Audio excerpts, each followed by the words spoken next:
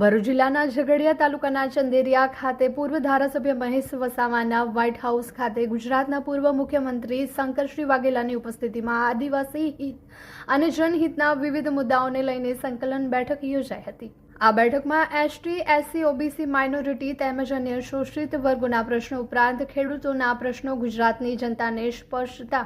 વિવિધ સામાજિક, શૈક્ષણિક, આર્થિક અને બંધારણીય મુદ્દાઓ પર વિસ્તૃત ચર્ચા કરવામાં આવી હતી।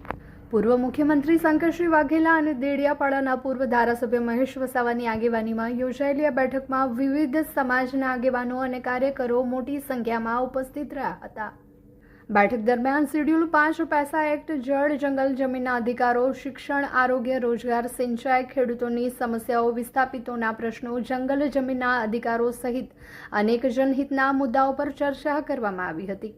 સાથે જ આગામી સમયમાં આ મુદ્દાઓને લઈને હાથ ધરવામાં આવનારા કાર્યક્રમોની રૂપરેખા પણ નક્કી કરવામાં આવી હતી। આજે તમે બિહારથી અલગ પડ્યા પછીનો પ્રદેશ એનો વિચાર કરો કે એરપોર્ટનું નામ બિરસા મુંડા એરપોર્ટ, ઝારખંડ આખું ઝારખંડ ટ્રાઇબલ બની ગયું છે। એનું ડેવલપમેન્ટ તમે જુઓ, તમે છત્તીસગઢ અલગ બન્યું એનું તમે ડેવલપમેન્ટ જુઓ, હરિયાણાનું ડેવલપમેન્ટ તમે જુઓ, હિમાચલનું તમે જુઓ, તો જો અલગ ભિલિસ્તાન બને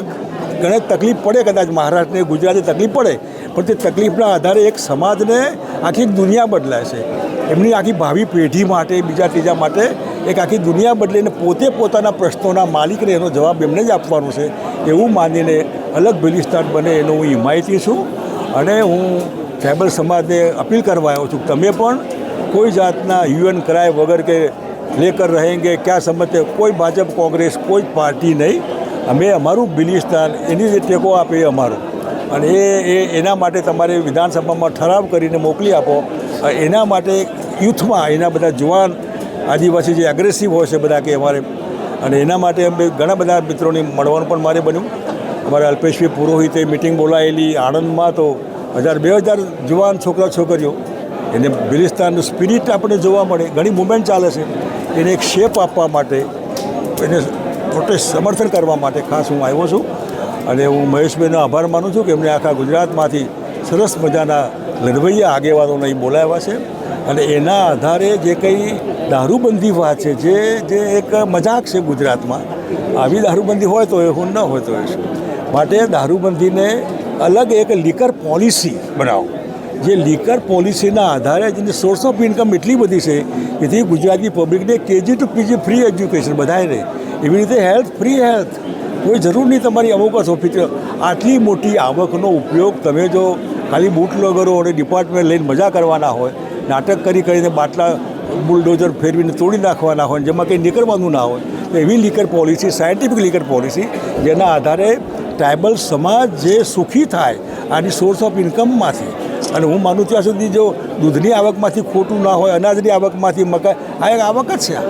એવો સૌરાષ્ટ્રનો કોળી સમાજ અમારો જે કંઈ મોલાસીસ છે એમાંથી લીકર બની શકે ત્યાં, અને આ બધામાં એક પોઝિટિવ પોલિસી એવી હોય કે જેમાં આની સોર્સ ઓફ ઇન્કમનો પોઝિટિવ ઉપયોગ, મોંઘવારી નડે છે એજ્યુકેશનમાં, મોંઘવારી નડે હેલ્થમાં, આ મોંઘવારીનું મારણ છે। બાપુ આ વાત કરવા માટે ખાસ અહીં આવ્યા હતા, અને હું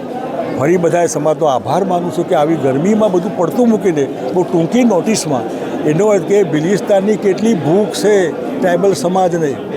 એમને એમનું જોઈએ છે, આપો તો માલિક જ છે સાચા, મૂળ નિવાસી એ છે, આપણે નહીં બધાય। છોટુભાઈ વસાવાની સાહેબની તબિયત ના તંદુરસ્તને કારણે એ આજે પોતે હાજર નથી રહી શક્યા, પણ આ આખા ગુજરાતની અંદરથી જે યુવા લોકોને આજે બોલાવવામાં આવ્યા હતા એની અંદર ઘણા બધા મુદ્દાઓ હતા। માજી મુખ્યમંત્રીશ્રીએ પોતાના ભાષણમાં અને ઇન્ટરવ્યૂમાં પણ એમાં કીધું છે, તો અમે આ એક કોલ ગુજરાતની અંદર આપ્યો છે કે આવનારા સમયની અંદર ગુજરાતમાં પરિવર્તન આવે, અને ખાસ કરીને ગુજરાતના લોકોને શિક્ષણ, રોજગારી, સિંચાઈ અને ભીલ પ્રદેશ અલગ મળે એ જાતની આખી એક ચર્ચા હતી, અને એની અંદર શંકરસિંહ બાપુએ બધાએ કીધું છે। પણ ખાસ તો આજનો જે પ્રોગ્રામ હતો એટલો મતલબ યુવાનોને ઉત્સાહ અમે સોશિયલ મીડિયા પર મૂકેલા હતા, એના સોશિયલ મીડિયા પ્લેટફોર્મ પર અમારા મુદ્દાઓ મૂક્યા હતા, અને એને વાંચીને આજે યુવાનો સ્વયંભૂ બધા આવ્યા છે, એ બદલ એ બધાનો ખૂબ ખૂબ આભાર। અને સાથે સાથે અમારી જે ડિમાન્ડ છે, છોટુભાઈ વસાવા વર્ષોથી એક આદિવાસી મસીહા તરીકે એમણે જે કામ કર્યું છે, જળ જમીન જંગલો માટે ભવિષ્યમાં બિરસા દાદા પણ ભૂતકાળમાં લડ્યા છે અને ભવિષ્યની અંદર છોટુભાઈ વસાવા પણ આજે લડે છે. તો એ લડત આગળ કેવી રીતે લઈ જાય? 1995ની અંદર માન્ય શંકરસિંહ બાપુ જ્યારે મુખ્યમંત્રી હતા ત્યારે છોટુભાઈ વસાવા પણ એમની સાથે ધારાસભ્ય તરીકે હતા અને ગુજરાત પેટર્ન તરીકે પહેલાં મહારાષ્ટ્ર પેટર્ન હતી એ આખું મોડલ ઉઠાવીને ગુજરાત પેટર્ન લાગુ કરાવી. શંકરસિંહ બાબુએ 1997ની અંદર લાગુ કરી અને સમગ્ર ગુજરાતની અંદર અત્યારે કરોડો રૂપિયાનું 15,000 કરોડ રૂપિયાનું ટ્રાઇબલનું બજેટ આટલા વર્ષોથી આવે છે અને દરેક પંચાયતોને, દરેક તાલુકા પંચાયત, જિલ્લા પંચાયત, ગ્રામ પંચાયતોને મળે છે અને એનાથી ઘણો આજે વિકાસ થાય છે